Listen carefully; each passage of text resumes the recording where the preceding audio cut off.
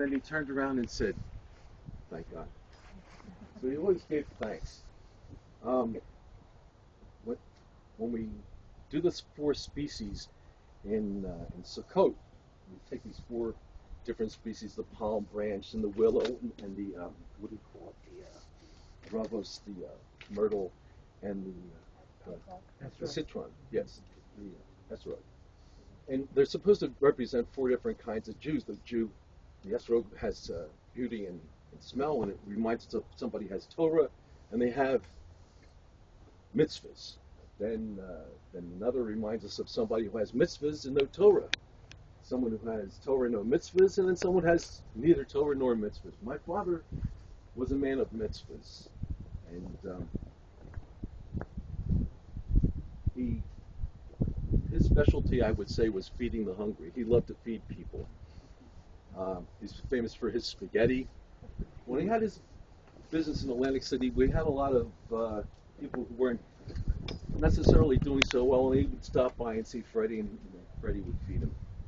And for that, I'm sure he got many, many blessings in his long years. He was a 32nd degree Mason, and belonged to the Keystone Lodge. And the irony is that even though he was a Mason, my father was absolutely no good with a trowel.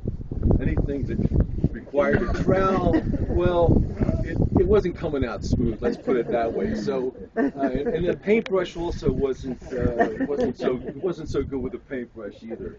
But he really like Bobby Soifer once said, Freddie gets the job done. He gets on it, and he gets all the way through the job. No matter what it looks like, he finishes. And he's an inspiration to a lot of people, especially my mother, who coined the phrase to describe his work. Freddie is an interior decorator. He did a lot of work. So the last year's been a little bit difficult because he's been in a lot of pain, and anybody who knows him can also tell you he could bear up against it. Sometimes if he didn't keep it so quiet, I would think we might have been able to give him some medication and make it a little bit easier on him. But he had a lot of time to think about things, and we had a lot of conversations. One of them, he said to me, maybe about 8 months ago, we were talking about my mother fell down, and he bent down to pick her up. And he had done something like that for my uncle Fred Avasholem, who had MS. He picked him up, and then he got hurt. And I said to him, "Dad, maybe it wasn't such a good idea, So what do you mean? I said, "You could get hurt." He said, "You know what? I don't know. Sometimes, just something comes over me, like the strength comes from somewhere else, from the good Lord, and I just do what I got to do." And he said, "You know what?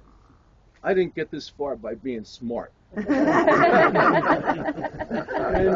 I've been thinking about that for about 8 months, and I was thinking to myself, we all try, and God knows my father really, really, really tried, But what he was saying in that, and what he meant was that everything that he got was through the grace of God.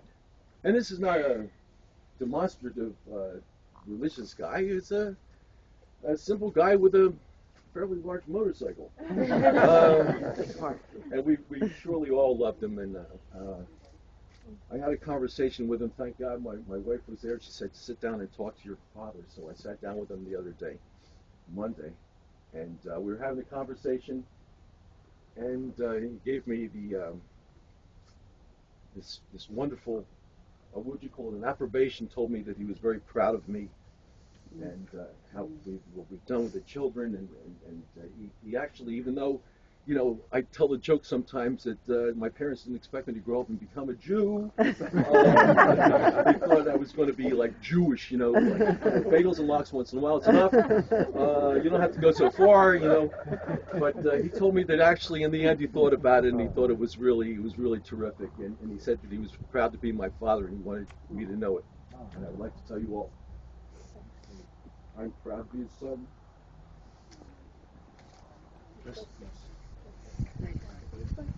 I'd like to call upon Rabbi Gabriel to deliver the eulogy. There's a poem